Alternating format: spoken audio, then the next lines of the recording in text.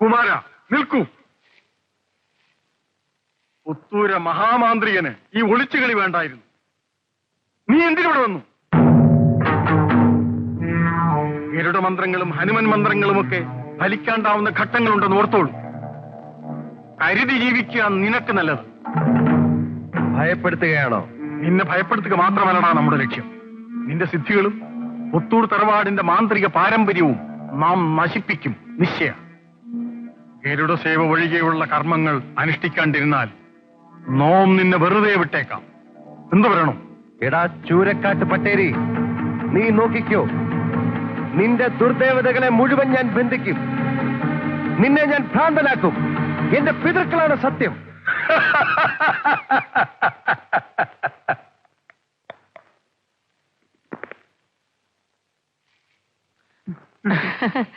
എന്തു പറ്റി പാർവതി ഇങ്ങോട്ടൊന്ന് വരാൻ?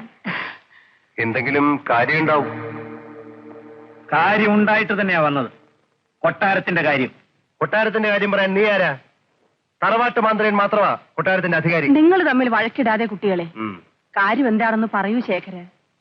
പപ്പുവമ്മാവന്റെ കാലം മുതൽ കൊട്ടാരത്തിലെ പൂജകളും അടിയന്തരങ്ങളും നേരാവണ്ണം നടക്കുന്നില്ല.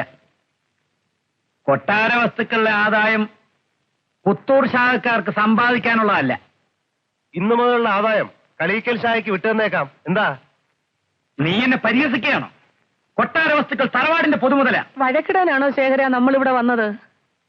അമ്മ വരൂ. ഒരു മഹാമാന്ത്രികൻ. ഇവനെ മര്യാദ പഠിപ്പിക്കാൻ മറ്റു മാർഗമുണ്ടോ എന്ന് ഞാൻ നോക്കട്ടെ. എന്നെ മര്യാദ പഠിപ്പിക്കാൻ നീയല്ല, നിന്റെ അച്ഛനോടല്ല വൈരമന മാധവം പറ്റി. അയാൾ കുഴി നെയ്തിട്ടൊന്നും നടക്കില്ല. നീ ഒന്ന് അടങ്ങ്.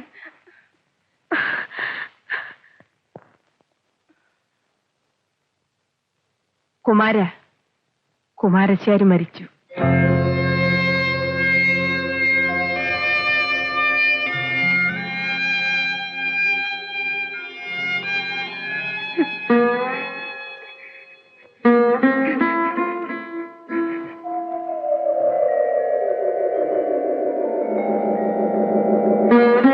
എനിക്ക് വലിവ് കൂടുതലാണ് അമ്മച്ചി.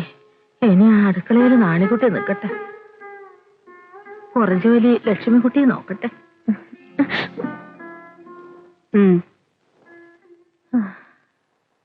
കരിമുകിലൻ പൂവേണി ഇളം കാറ്റൻ മധുവാണി, കരിമുകിലൻ പൂവേണി ഇളം കാറ്റൻ മധുവാണി, മതിമുഖമൻ താമ്പാളം മരചുണ്ട് താമ്പൂലം.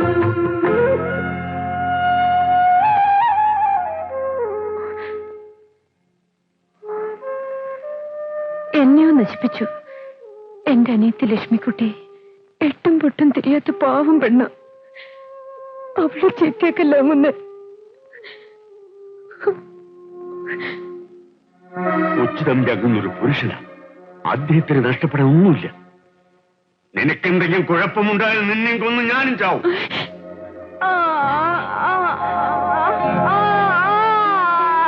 അയ്യോ കാർത്തേനെ. നാണിക്കുട്ടി,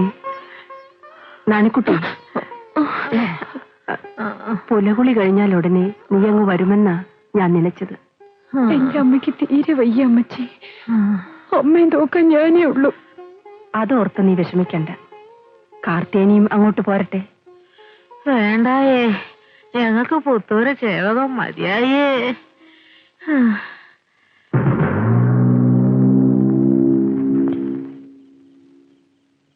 ഓഹോ, കുമാരന്റെ ദൈവാധീനം ഉച്ചത്തിലോ. ഗരുഡൻ അവന്റെ പ്രത്യക്ഷമൂർത്തി. ഹനുമാൻ അവനിൽ പ്രസാദിക്കുന്നു. ദേവി അവന് കാവലും.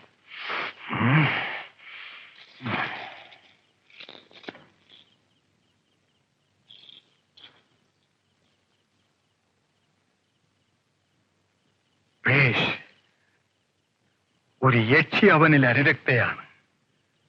അവന്റെ ബ്രഹ്മചര്യം നശിച്ചാൽ യക്ഷി അവനെ പിടികൂടും.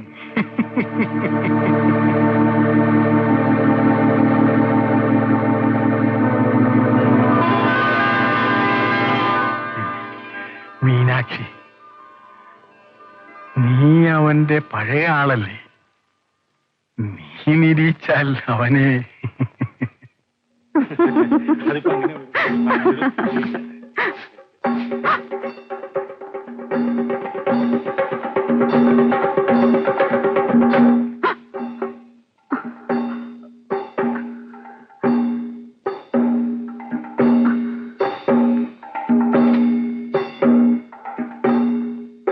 മീനാക്ഷിയെ കൊണ്ട് നമുക്കൊരു ചെറിയ സഹായം വേണ്ടിയിരിക്കണം. ഇനി അടുത്ത് വരൂ.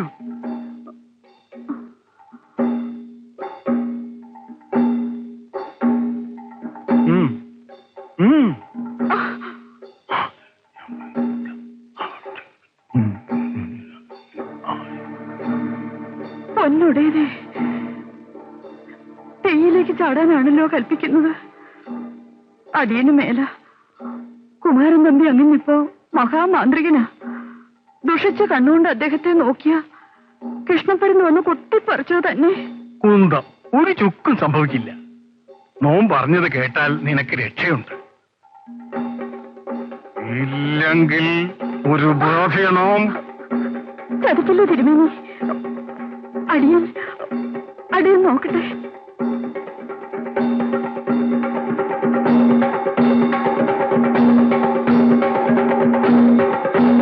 എന്താ മീനാക്ഷമ്മേ?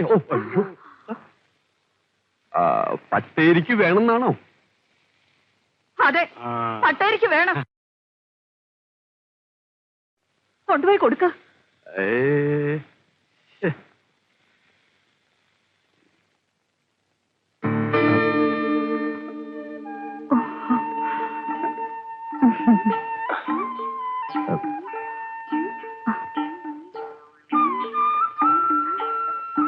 തമ്പിയൊന്നും പേടിക്കണ്ട.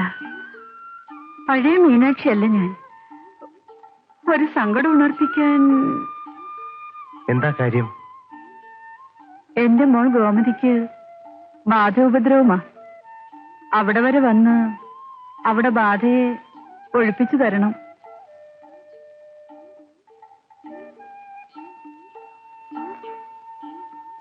പണ്ട് ഈ മീനാക്ഷി പിഴയായിരുന്നു. എന്റെ തമ്പിയങ്ങുന്ന മന്ത്രവാദിയായ പിന്നെ മീനാക്ഷി പതിവൃതിയായിട്ടാ കഴിയുന്നത്. ദുർവിചാരം ഉണ്ടാകുമ്പോ കമന്നു കിടന്നുകൊണ്ട് നാമം ജപിക്കും. ശരി.